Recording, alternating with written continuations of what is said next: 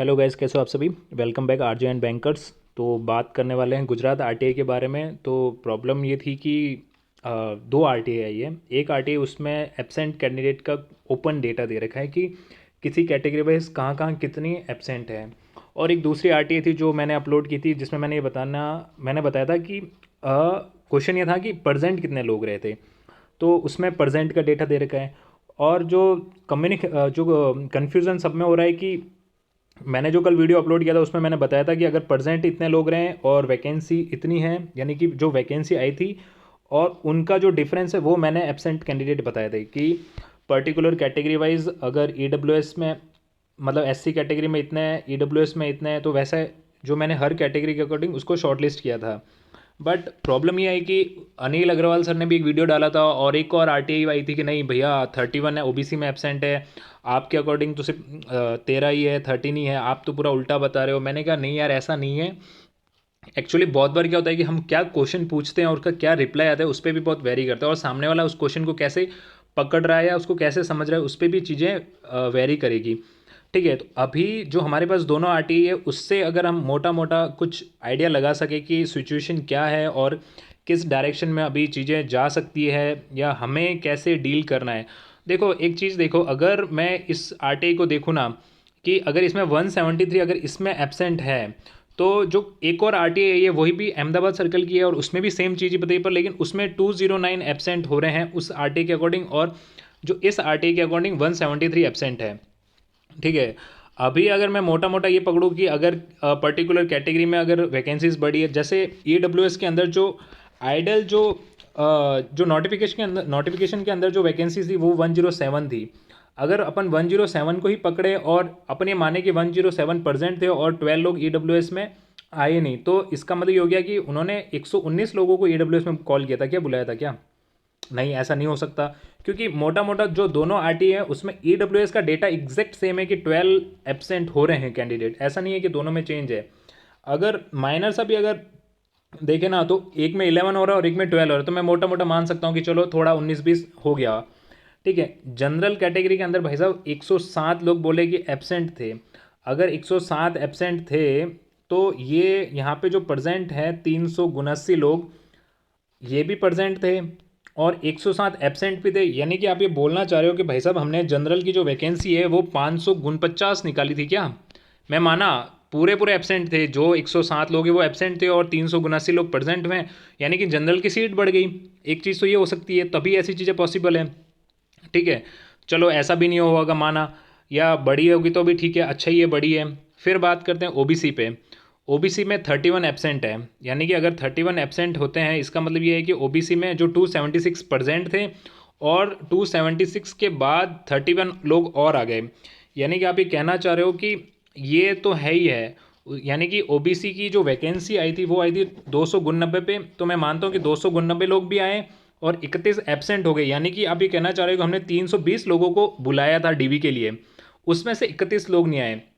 मतलब यहाँ आरटीआईज भी कॉन्ट्राडिक्ट हो रही है एक दूसरे से, क्योंकि ओबीसी में अगर 276 289 नोटिफिकेशन के अंदर सीट्स हैं कि 299 सीट्स हैं और हमारे 276 लोग आ गए, तो एक मोटा मोटा समझ में आता है कि भाई 13 लोग एब्सेंट हैं, तो अब जो रिक्रूटमेंट होगी वो 13 लोगों पे होगी।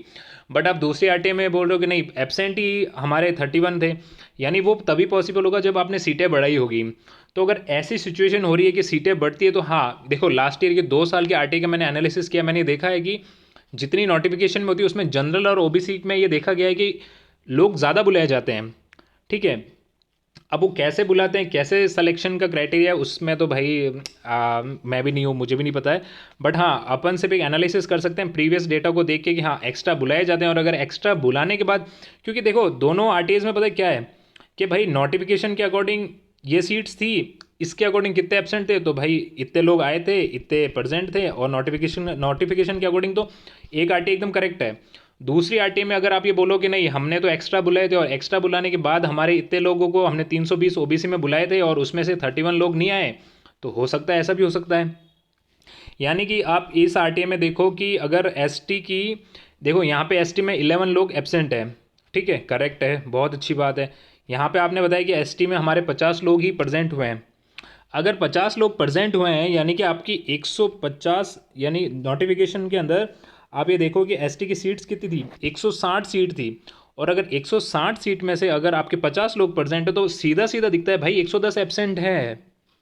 तो अगर यहाँ 110 एब्सेंट है इस आरटीआई के अकॉर्डिंग, तो इस आरटीआई में जाके वो देखो वही डेटा यहाँ पे सिर्फ 11 एब्सेंट है।